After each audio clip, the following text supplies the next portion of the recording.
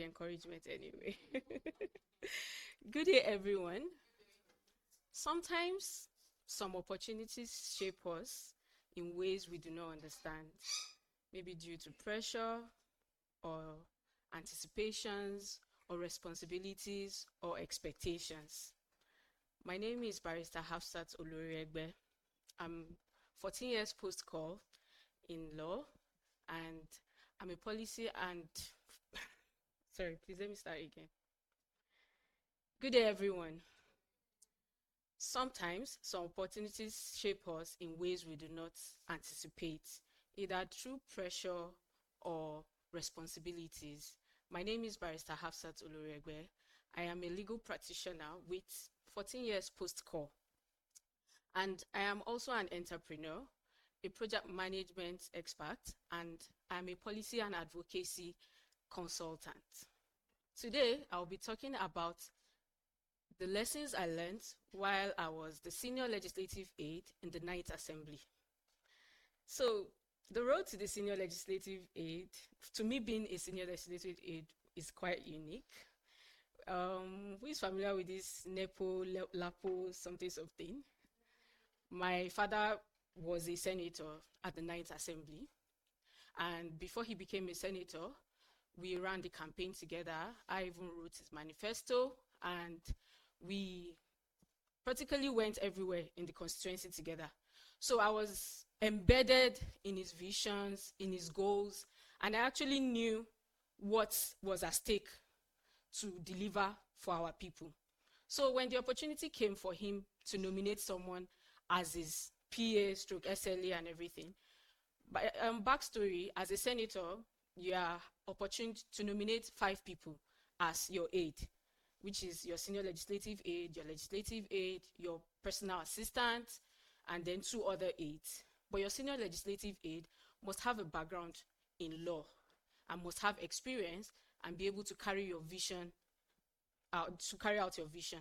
Majorly, that's the person that is always available if you are not available. So it has to be someone that actually embodies the vision. So someone advised him, look for someone that would never betray you and understands your vision. So, of course, he picked me. Meanwhile, don't forget, before he picked me, I was a lawyer. I've been a lawyer way before we even started the campaign. I was already practicing and doing other stuff that had to do with, other things that had to do with advocacy. So the nomination came and there were uproar and backlash from the constituency people. Why would he pick his daughter? Why is his daughter there? Fortunately, National Assembly Commission, who happens to be the people that would screen us, didn't have any problem with it because I had the qualification on paper and in experience.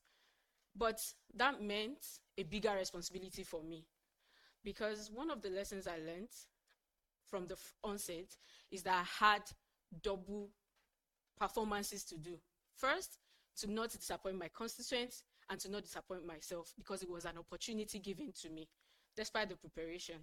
So because of that, immediately I was granted the position. The first thing I did was prepare my principal to be the best legislator out there. And because of that, today, he's one of the best legislators Nigeria has ever produced. The law is there to show that. And because of that, he was also the first person to present a bill in the National Assembly for the Ninth Assembly. I made that happen because I had to prepare ahead of it.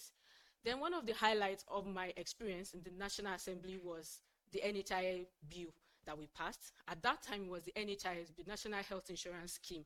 I'm sure we're all familiar with it. So we transformed it into a bill, into a law to make it an insurance for simply NHIA now occupies for formal and informal sector.